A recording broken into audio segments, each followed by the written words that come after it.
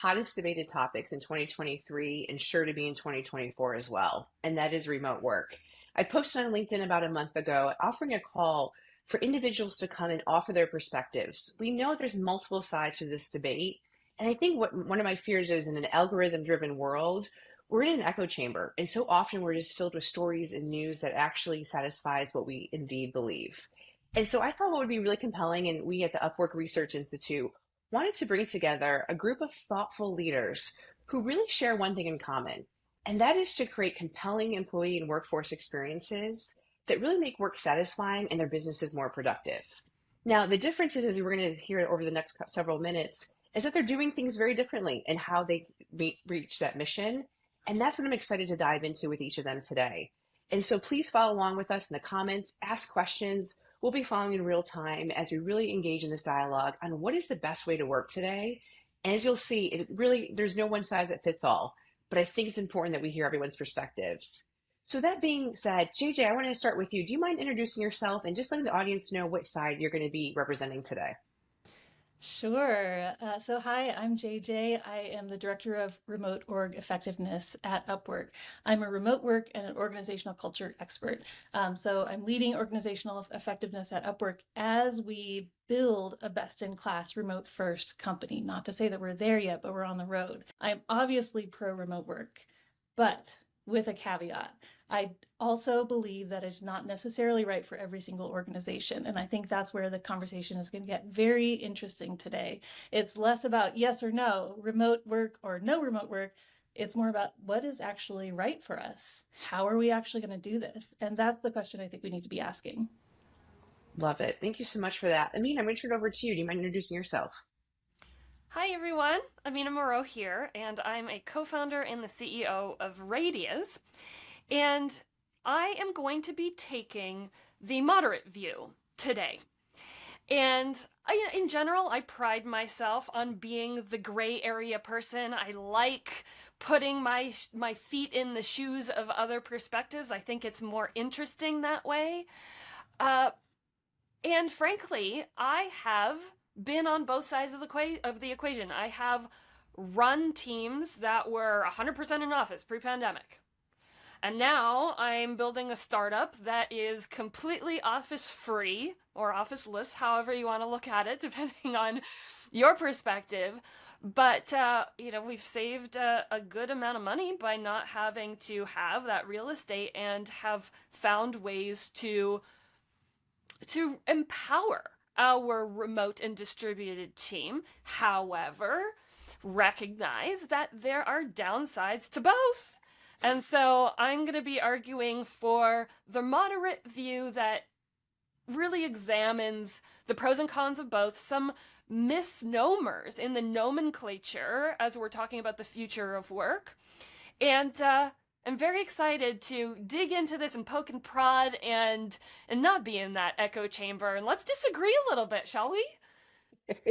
I love it. That is what we're here to do, and hopefully help also showcase how we do this in a way that's kind, and we can agree to disagree on certain points as well. So thank you so much, Amina, for being here. Tom, I'm so glad that you're joining us today. Do you mind introducing yourself?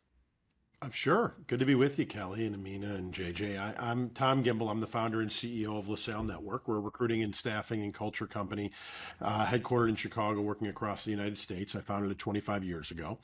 And I am, it sounds like I'm going to be the side that gets beat up on a lot today for the next few minutes. And I'm okay with that. I've lost my hair already, so it's okay, Kelly.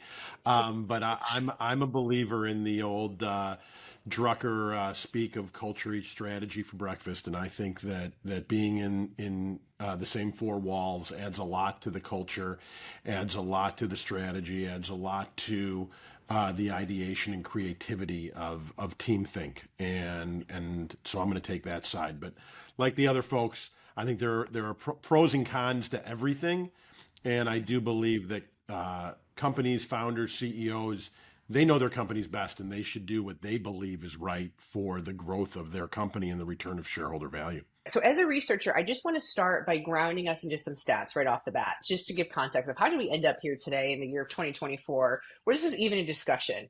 Because if we're going to be really honest and look at the data, Yes, remote work and flexible work arrangements have existed for decades. However, according to the US Census, as we look at the Bureau of Labor Statistics, prior to 2019, only about 9 million Americans, that's about 5.5% of the workforce, was actually engaged in full-time remote work. So just a few years ago, this was not mainstream.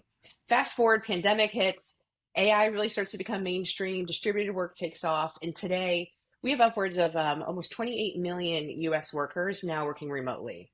And not just that, the US Chamber of Commerce issued a survey recently that said of those people who are unemployed today in the market, only 1 in 2 would return back to work if there was going to be a remote work arrangement. So we were just seeing this notion of flexibility and remote work really take hold. So Tom, I actually want to start with you because one thing that you were very humble in your introduction. Your company has been awarded year over year of really being one of the best places to work. So I would love just to hear from your perspective. What is it with the in-office side that you think has to make right with culture? Because certainly your company is winning in the culture game right now. Well, I appreciate it, and thanks for the kind words. My belief is that work should be an ever-learning institution, and the company should be an ever-learning institution. And it is work has become the as society has become as religion has played a lesser part in society, and as maybe secondary education has been taking us a back seat and saying, hey, you can have a career without going to college or without graduating, right? In the office has become this congregation for people to mentor one another, to proverbially feed one another, to get a connection of people that maybe don't look like you, act like you, sound like you, but people who are different experiences. And especially when you're in an office environment that you have, if you're in a corporate headquarters, you have an accounting department and a marketing department, HR department, all these different types of backgrounds and people coming together to work. And I believe that it actually gives a sense of understanding. I think it gives a sense of empathy. I believe it gives a sense of camaraderie, that people start to understand what people are going through.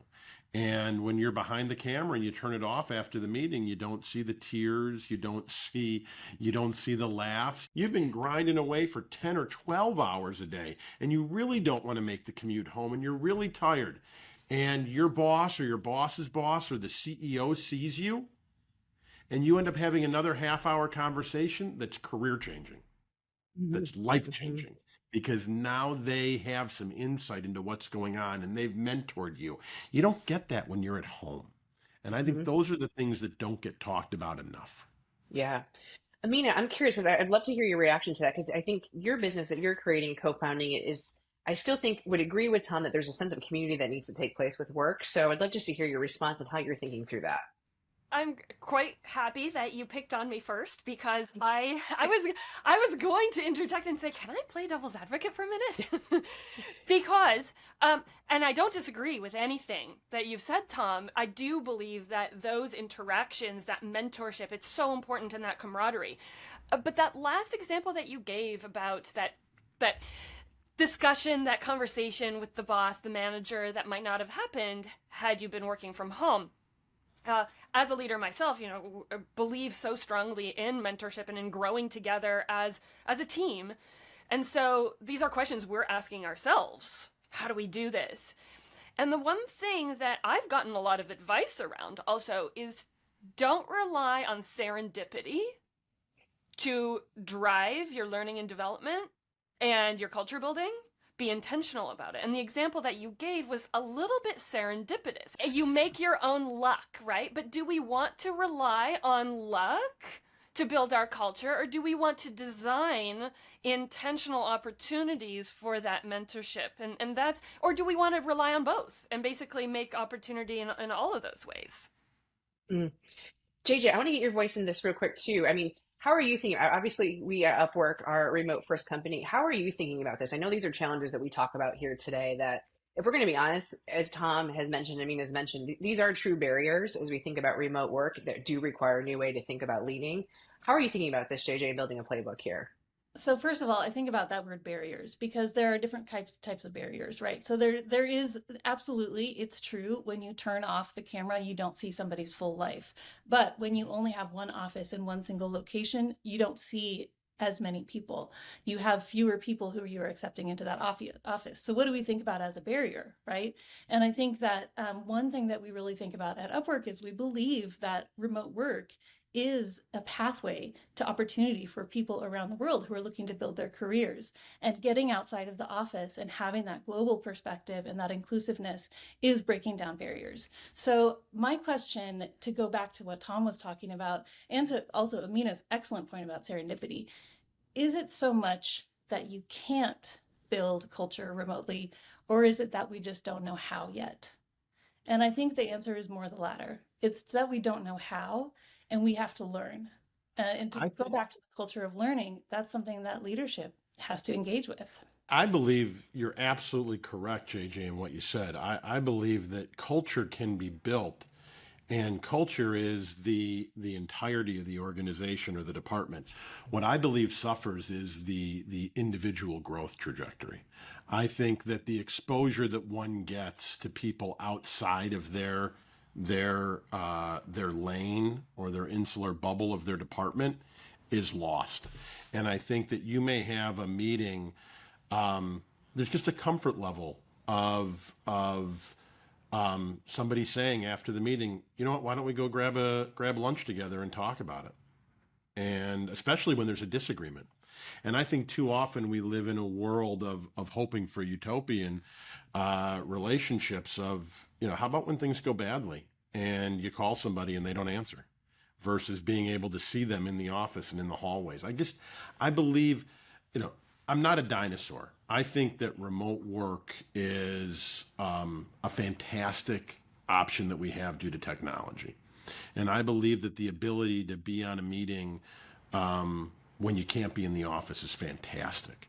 And I believe that for people who, for whatever reason, have a situation that requires it, I think it's great. But I think that for the only reason to have it is because of a reason that starts with I don't want is not necessarily healthy. And I think there's a lot of people that it starts with I don't want to commute. I don't want to have to go into the office. I don't want versus it's better for me or better for the company strategically because of. I think I'm all for that. I'm all for that. But, I also believe in a little bit of sacrifice is good for the organization and good for the soul. I think Tom brings an interesting point. So maybe you can tell us what is the positive, what is something that reasons why people want to work remote, not necessarily the avoiding the commute or, whatever thing else might be going on. What are some of the top reasons that you see people using your shared space that you're creating for your business today? Mm-hmm. What I've been seeing in the future of work discussions, in speaking with employers, in talking to employees, and also just within my own immediate team, is that the number one desire is for freedom, is for a sense of autonomy. Mm. And so it's for some people, I do think that it's avoiding the downsides of X, Y, or Z, but for some, it's less about avoidance and it's more about crafting a life that is fulfilling to them, which includes having a sense of purpose at work, absolutely, but also being a well-rounded human being with family ties, friendships, hobbies outside of work, etc. And that conversation extends beyond where do we work and do we commute there or not. I think it's much more broad than the where. It's also the how. It's the when. If we want to get into the asynchronous conversation, it's also the why. And, going back, Tom, to what you were saying about sacrifice, as a startup founder, man, can I ever relate to that? I barely sleep.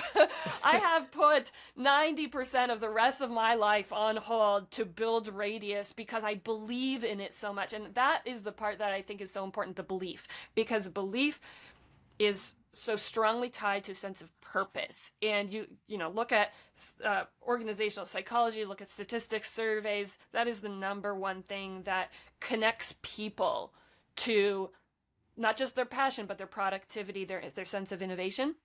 So as a startup founder, I'm like, yes, let's sacrifice, let's do the thing, let's stop sleeping, let's, right? But also, as a human being, I know that that's not sustainable long term. And I also know that not everyone is like me. Not everybody wants to be a startup founder. Many want to be intrapreneurs, and they want to have that entrepreneurial spirit inside the organization. But I also feel like there's been a little bit of a culture shift, partly spurred by the pandemic, that did prove working from home, working in remote settings is possible. It is possible to be productive without long commutes and contributing unnecessary fossil fuels to the environment, and that it can be more equitable for many people. And so my view is that if we can offer the number one thing that people want, which is the freedom to choose, and not just where, but all of the things, just a sense of freedom. If we can give them that, while also saving companies potentially millions, sometimes hundreds of millions of dollars on real estate, then I see that as a win-win. People get what they want, companies save a bunch of money, and they get to retain their top talent, especially those who want that flexibility. I think that's the way that I've been seeing it play out. There are many different ways to do this. And as Amina mentioned, one of them is having really strong async work practices. Understanding how to move work forward remotely is a huge blocker to organizations actually being effective. It's not so much about, are we all in the same time zone? It's about, can I expect what cadence this work is going to happen on? That stuff's not sexy, but it's very helpful for building a company if you understand how to do these practices right. If you plan your work well, if you understand how to measure against goals and metrics, and if you understand what you are asking of each individual in their role and what they're meant to achieve, then you can track that. You can forecast that. You can really understand over time. Some best practices. Some companies like to have core business hours. Depends on the company. Upwork doesn't necessarily do that, but we have a little bit of a bias towards US hours because a lot of us are on that time zone. And so sometimes it happens organically, sometimes it happens intentionally. Companies tend to have, when they're doing it really well, they have excellent meeting practices. They understand, why would we have a meeting? Why would we not have a meeting? And then they only have the meeting when it's necessary. And that helps with a ton of things because so much work can happen without us having to meet in real time. Also, then saving time for the intentional culture building, which is the most important and often overlooked factor.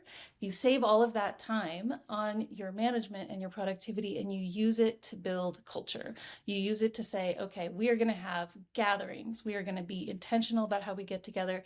And we're going to have serendipity. We're going to allow people to be social and be free and have free time in company-sponsored spaces so that they can connect as people. It's a long process to build an organization that functions in this way. And that's why I think we think that it can't be done, because we just started a couple of years ago. As a society and as a business culture, we really are very, very young on this remote work journey. And so it's too early to say, can we do it? Can we not do it? I've seen it done well. I've seen it done poorly, but mostly I've seen people working on it and making progress. I was just gonna chime in, and JJ, I think what you just said really blends what both Tom and I were saying. And, you know, on the serendipity front, you know, I think like Tom was advocating for let luck happen. Yeah, yeah, important wording change, yes. And I was just poking at that a little bit about, well, should we rely on that? And JJ, what I really appreciate about your take there is that, like, you can create those moments, and it's almost like planned serendipity. And maybe, Tom, that's what you were getting at, is that you can create environments where that can happen more than in other environments, but maybe not necessarily force it on people all the time. You know, one of the things that I come back to is the idea of people having creativity and having ideas and wanting to do that. And I was with a group of CEOs the other day, and we were having a similar type of conversation. And I said, so do your employees get to redo the marketing campaign? Do your employees get to choose how the financials are done? Do your employees in the sales department get to choose the sales cadence, or do you guys have a process for that? I said, but when it comes to where they work or the office culture, the employees get to pick. I said, I find it interesting of what we choose to believe the employees know enough about that they can participate and where they can't. And when managers get to dictate what they feel is important and then employees go along with that versus what they don't. And because there isn't, JJ, you actually proved that there is a science to it. And yet I think a lot of employees think that there isn't. There isn't a science. Why can't I work from where I want to? I know what I'm supposed to do. I do it. Treat me like an adult. Let me be professional, right? And I think that a lot of times we have become, and I think it airs beyond the corporate world, but obviously that's the venue we're talking about today. But I just believe over the past 4 years, we've really moved towards a me society versus a we society. And I think this is demonstrative of it. And all I kept thinking that, I have to say, like, I find that completely untrue. I think a me society versus a we society, that is the kind of language that I think is really problematic in this context. There's no reason why we can't have a strong, high-performing team in a remote context. Just because people aren't sitting in the same room well, doesn't I mean think you can. Oh, no, no, no, no, no. I think you absolutely. I think you absolutely can have a high performing team with nobody near each other. I just think it's up for the leader to make the decision on what they want, not for employees to mandate what they think is right. Because I think there's, if you go out and you put the number one thing taught in business school is the role of a CEO in running a business is to return shareholder value. And that is to do that how you see fit. And people have to make a decision. And I feel like the phrase that keeps coming to mind is you can't have your cake and eat it too. And that a leadership has to make a decision and live with the consequences. And I believe that. If they want everybody to come in and the people revolt and quit, they made the wrong decision. I mean, there are ramifications to actions. And I think the one thing we haven't had in a very long time, sans 6 weeks in 2020, is we haven't had a rise in unemployment. And I'm kind of an expert in that. And when you have a rise of unemployment, when it gets to 5.5 to 6 to 6.5, the tone is very different than what's been going on for the past 3 or 4 years. Supply and demand is what drives business. It'll drive Amina's business model. It drives my business model. Is a lack of supply, a lack of demand on where it's at. And when unemployment is low, that there can be conversations like that. When unemployment is high, people get in their car and they drive. So, Tom, I think what you're putting on is an interesting thing that we've been studying too at the Research Institute too. You're absolutely right. The power dynamics have shifted for the first time, at least what we've seen in almost like 30 years, where to your point, there is more demand out there than there is supply, which ultimately gives workforce more influence and or power, which I think is the environment we have been operating in. Do you foresee that trend persisting, or do you see that trend reversing? Because I do think that's an interesting dynamic. And I guess it's a double-barreled question, because if the workforce continues to have more power because of the supply and demand imbalance, do you think more organizations are going to have to cave in to what workers want in order to keep them within their organization?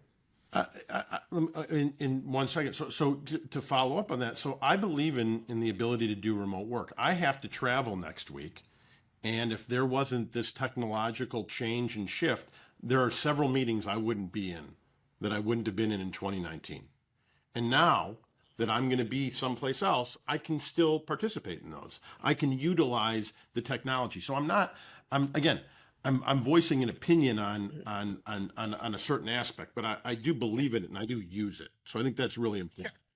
From the shift of where things are going, I think there are, I believe there's simply more employers today than there ever have been. the short answer is no. I don't think we're going to have a huge spike in unemployment that we see 6% unemployment. I think if we did, there'd be something catastrophically wrong, probably globally, with some of the wars and things going on right now. But um, I do think that the employee driving, having more leverage, I think that's diminishing. I think 2022 was at its peak, and I don't think it'll be at that level again. Yeah. No, I mean, it's interesting. I mean, what do you see? I mean, what are you seeing in your business? I mean, you're obviously startup co-founding. Do you agree with the power shift, or what's your perspective there? I do think that there's a power shift. I think there are some elements that are going to result in it ebbing and flowing. The increase in AI solutions is probably going to affect certain sectors more than others, etc. So I do think that the balance is going to shift over time, but I also do think that there are certain aspects of the shift we've seen post pandemic as a result of the pandemic that are permanent.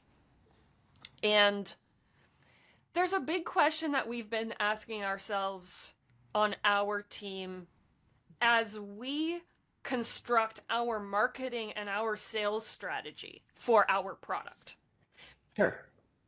Because we're thinking about, should mandates be top down? Should organizations be doing a bottom up approach? Like, what is the best psychology here?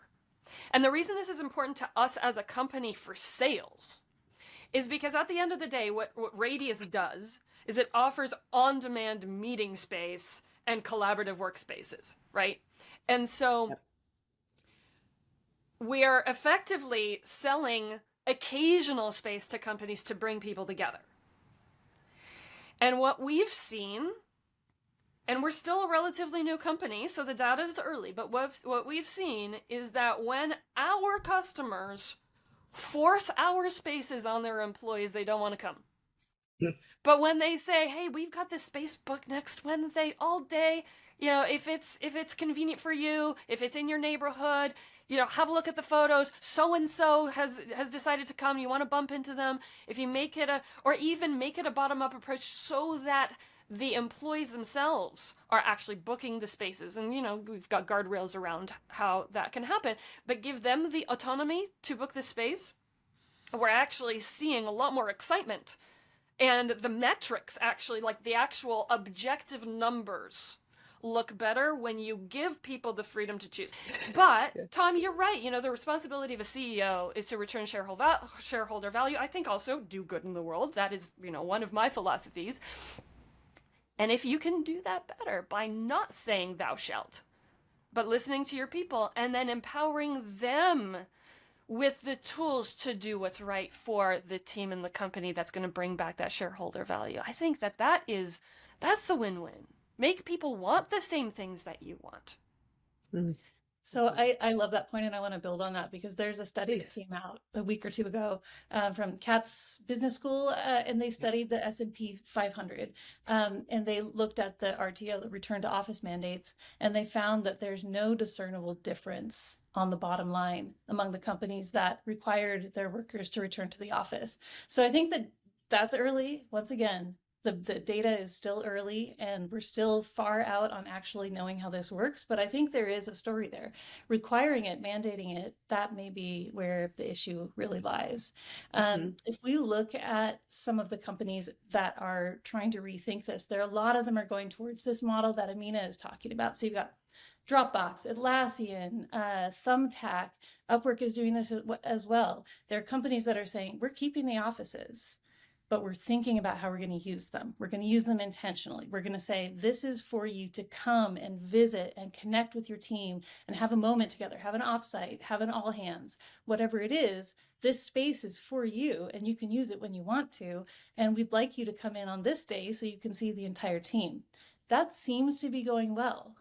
It's early days, but I think you're going to see a lot of that going forward. It is not so much we're requiring you to come to the office, but we're giving you this opportunity to come and connect. And I think that's going to be very effective. Yeah. I love that. Well, we're getting really close to time. So if you guys are okay, what I want to do is just popcorn 2 questions around the room to get, a couple word answers here. And I also invite those listening on LinkedIn to also respond to these questions in the chat and in the comments. But Tom, I'll start with you. What is outside of where we work? I want to focus now on the how. What is the one thing that you're trying to get right this year in your organization as it comes to culture and how we work?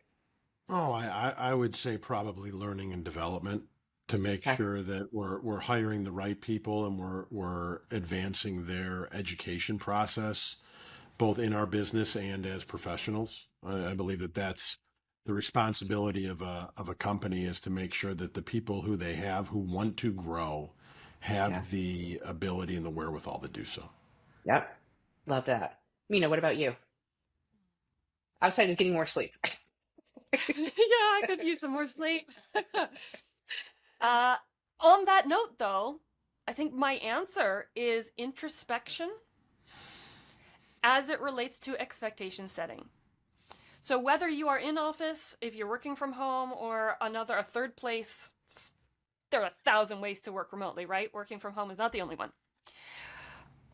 Something I've been seeing is that it's, if you're working without a manager breathing down your neck all the time, it means you need to be a bit more of a self-starter and you need to Yeah, self-manage.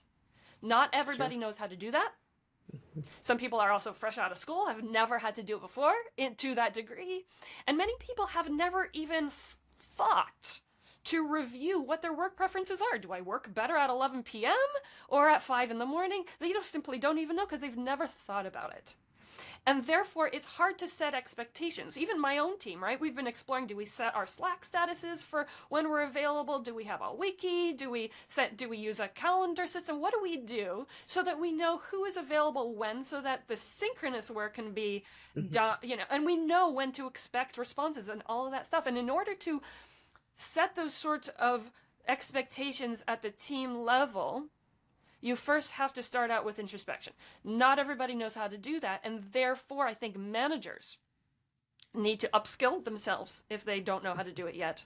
But they have to be introspective themselves and then be able to guide others on how to figure out what really works for them. And then on top of that, how do we communicate it so everyone's on the same page?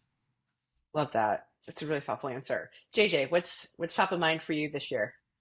So top of mind in doing remote work really well for leaders, I think it's transparency across the board. So I'm doing current research. I'm looking at remote friendly companies, and the ones that prioritize transparency, that say we are a transparent company, that the reviews say the leaders are transparent, they have outstanding employee reviews. I mean, like five out of 5 stars on Comparably. These are companies that are intentionally transparent as a core value. And that is so incredibly hard to do as a leader, but it can make or break the remote work experience. What's the one piece of advice you would give Gen Z coming into the workplace today in light of this whole debate? What's the one piece of advice you want to make sure they would walk away with? JJ, I'll start with you. We might all agree on this one. Okay. So my advice to early career professionals is to look for a company that has a strong early career development program. Look for a company that does prioritize learning and development. Look for a company that's going to invest in you and that's really clear about it. Even don't be afraid to ask during your interview process if you can talk to someone who's in the early part of their career and find out what it's been like for them. Find a company that's going to invest in you and give you opportunities and give you the development that you need to get to your next role. Love that. Mina, what would you say? I'm going to steal JJ's previous answer for this question about transparency. Is look for companies who have transparency as a core value, because no company you ever, I think this actually applies not just to Gen Z, but any human, Sure. frankly, but maybe even more so for Gen Z, is no company you ever join is going to be perfect, and you're never going to agree with every single decision, every single policy that they put out there. It's just life. But if the company and the leadership is transparent on how those decisions came to be. They don't just survey their employees, take those answers, make a decision in a black box, and you never get to see the inner workings of the process. Right? If you contribute an answer to a survey, and then they make a decision that conflicts with your answer, you're going to feel a little bitter. But if you know how that decision how it came to be, you can at least feel like that survey wasn't just lip service. It wasn't just for show. But you can really feel like, okay, they took our perspectives into account, but this is why they decided to move forward in this way, and hopefully it's an iterative process, and it's not until the end of time. Look for a company that is transparent, because then you know where you stand, and you can also feel like you are contributing in a meaningful way, and you know where your contributes actually make a difference. Yeah, love that. Tom, how about you? What would you say? I think it's my advice to Gen Z would Yeah. be remote or in the office. You want to work at a company that has a defined meritocracy. And Mm. the harder you work and the better results you get, that you will be rewarded for that. And I think that too often companies or managers want to put people in a lane. And I think that wherever you work, it ain't easy. Doesn't make a difference if you're remote, going in, startup, big company. If your job's easy, then you're not being challenged. And why aren't you being challenged? Because somebody doesn't think you can handle it. And I think life and work are not easy things. And that's part of the fun of it, is figuring out that solution. I have to say thank you all three so much. You've given really thoughtful answers. And I think for me as a moderator, what I'm walking away with is we still need more time with this conversation. We still need to learn. There is no right or wrong answer here. And at the end of the day, there's still a lot to figure out. And I think as long as we continue to have intention as leaders to do what's right for people, let's do what's right for business, I'm optimistic that as a human society, we will continue to evolve and figure this out. So thank you all so much. A lot of gratitude to each of you. And thank you for all who joined us on LinkedIn Live today. We look forward to seeing you in the comments. Take care.